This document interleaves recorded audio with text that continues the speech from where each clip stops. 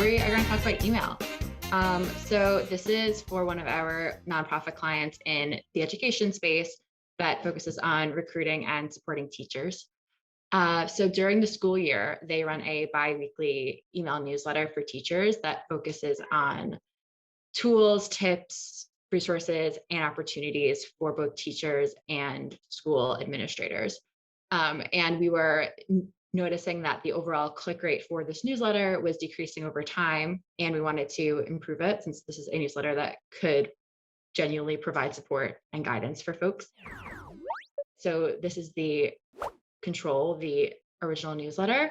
We noticed that the majority of clicks were happening in this little section here called resources and opportunities.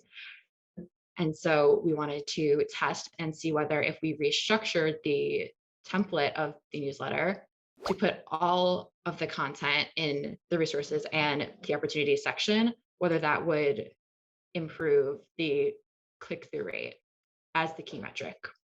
You'll see the one on the left is the control, which has some of the resources kind of up front with a picture and a larger TTA button, and then the less important resources in this quadrant box over here. And it ends with the interactive form. And in the variation, it's much shorter and cleaner. It is just all of the content listed under the resources and the opportunities. Because of some coding issues, we weren't able to have the interactive form in the variation. So that's very interesting too. And this was the test. Any questions? I do have a question. So I'm noticing that each of the boxes within the resources and opportunities has a CTA in it. Yes. And just wondering if you measured the clicks to those CTAs separately and kind of determine which ones should be in which places, or if that affected your overall click-through rate for it be 0, then also be 1. So we did look at the click-through rates for each specific CTA, more so for just learning purposes. That did not factor into what we could call the winner of the test. In terms of the order in which they appear, that was a decision by the client in terms of what they felt was the most important content. Is the variation email like markedly shorter? It looks like it would be, but Yes. just kind of want to understand the scroll length. Yeah, it is definitely shorter. So, okay, 1 scroll, 2 scrolls.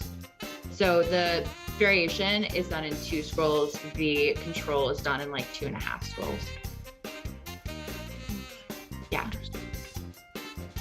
And obviously you would multiply that for mobile. Any other questions? Are we ready to go to a vote?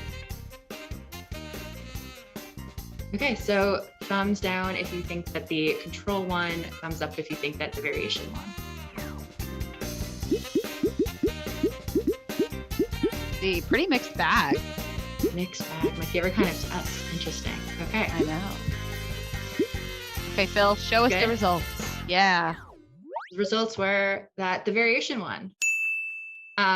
This was a pretty big win. We saw a 30% increase in the click-through rate by putting all content through the resources and the opportunities section.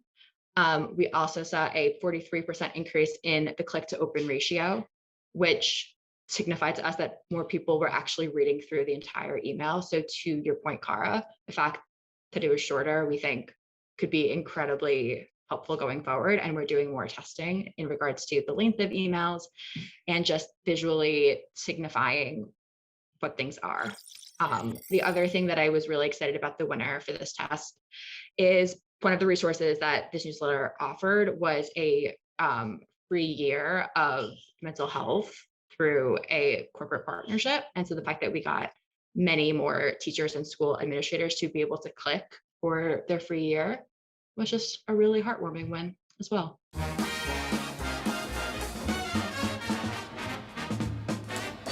Thank you so much for watching. Be sure to subscribe to have more test ideas sent directly to your inbox.